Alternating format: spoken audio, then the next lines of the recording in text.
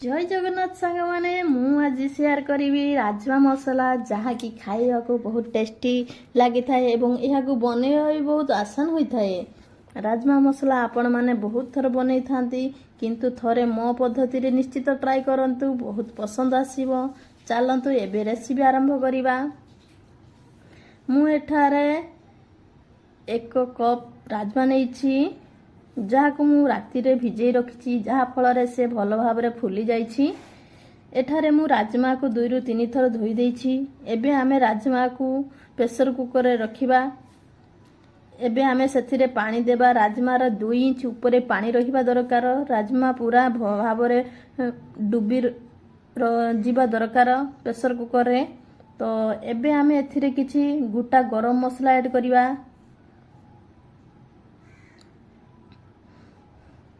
भल भाव ता ऊपर 2 इंच पानी रहिबा निहाती आवश्यक। एबे आमे गरम मसला ऐड करिबा एवं ता सहित गोटे तेजपत्र देबा। एबे आमे तार ढांकुणी को भल भाव लगे देबा। एबे आमे गैस रो फ्लेम को मीडियम रखिबा एवं 6 रु 7 सीटी देबा। एठारे मु पूरा सीटी बाहर करी गला परे ढांकुणी खुली देबी। 6 रु 7टा सीटी देबे निश्चित भाव रे। एबे हमर गैस बाहरी गला परे मु ढांकुणी खुलिबी। एबे हमर राजमा भलो भाव रे सिझी जाइछि। देखि पारथबे भलो भाव सिझी जाइछि। एबे हमें राजमा को गुटी पात्र रे काढिबा। चलंतु एबे हमें राजमा को गुटी पात्र रे काढिबा। मु एबे राजमा को गोटे पात्र रे काढी नेछि। ता सहित आपण मानको जदि गरम मसला पसंद नुह ताहले यहा को काढी देई परिबे।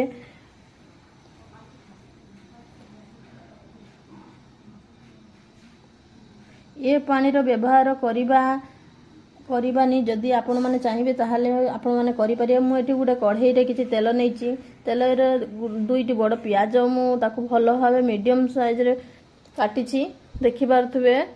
तो या को हमें भलो भाबे भाजी दबा। से गोल्डन कलर हबा पर्यंत हमें ताकू भाजीबा। हाई फ्लेम रे भाजीबा नाही मीडियम फ्लेम रे भाजीबा। धीरे धीरे करी हमें ताकू भाजीबा। एबे धीरे धीरे हमर प्याज टी गोल्डन कलर हे आसिलानी। एबे हमें सेथिरे किछि रसुन बाकुडा अदा पकेइबा। मो एठु 7 रु 8 पीस रसुन बाकुडा आउ छोट अदा टी नेछि। 2टी कंचा लंका देछि। ताकू हमें भलो भाबे एमिति गुळेई दबा भाजी दबा। भलो भाबे भाजी ही गला परे हमें ताकू काढी दबा। रेडी हे आसलानी हमर पिया मसला भजा। एबे हमें ताकू गुटे ग्राइंडर रे काढी दबा।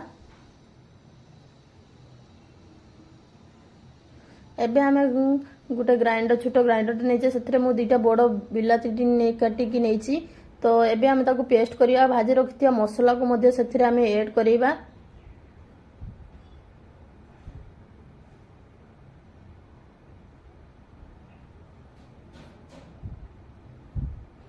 एबे किछि धनिया पत्र देबा सेथिरे। एबे हमें ताकू ग्राइंडिंग करिबा। एबे देखो हमर मसला रेडी हे गला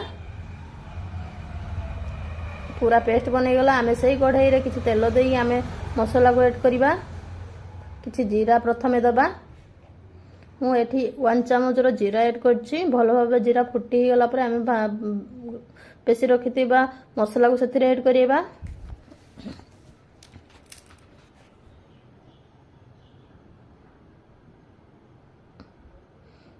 मसला टे हमर भलो भाबे एमिति गुळेई दबा। किछि स्वाद अनुसार लूण देबा। तापरे हमें एमिति भलो भाबे गुळेई दबा मसला को।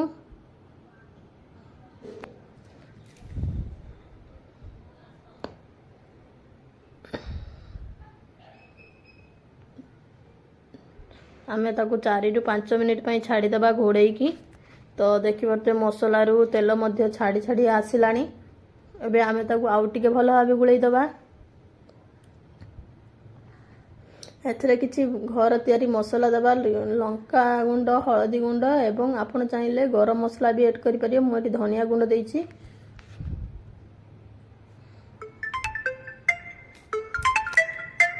तो एबे किछि पानी ऐड करिबा। एबे आमे मसला को भलो भाबे गुळै दबा। देखिबार तो धीरे धीरे करी आम मसला तेल बाहरी आसलानी। एबे आमे ताको 5 ରୁ 6 मिनिट पुणी गुळै दबा। देखो तो मसला संपूर्ण भाबे तेल छाड़ी गलानी। ताको एमिति भलो भाबे गुळै दबा। एबे सिझी रखिथिबा राजमा को आमे सेथिरे ऐड करिबा। ताको भलो भाबे एमिति गुळै दबा।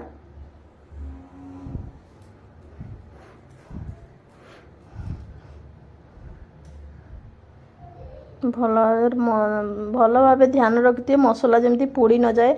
तो मसला जिते भल भाव हो राजमा तरकारी जेकोसी तरकारी भल भाव हो। तो आम ए 1.5 कप पानी मुझे ऐड करची। तो एमती पानी दे सारा पर आम भल भाव ताको एमती फेंटे दबा। तरकारी फुटो पाई आम किसी समय घोड़े दबा। देखु एबे आम काढ़ी दबा ताको। तो देखो आमर तरकारी फुटी आसलानी। राजमा मसला आमर फुट आसीगलानी। तो एबे मसलार तेल मध्य अलग हो गलानी। तो एबे घर तैयारी किछि मसला आम ऐड करियो। आपण चाहिए भी गरम मसला ऐड करि परियो। मु एठी किछि मेथी पत्र किछि गरम मसला ऐड करछि। आ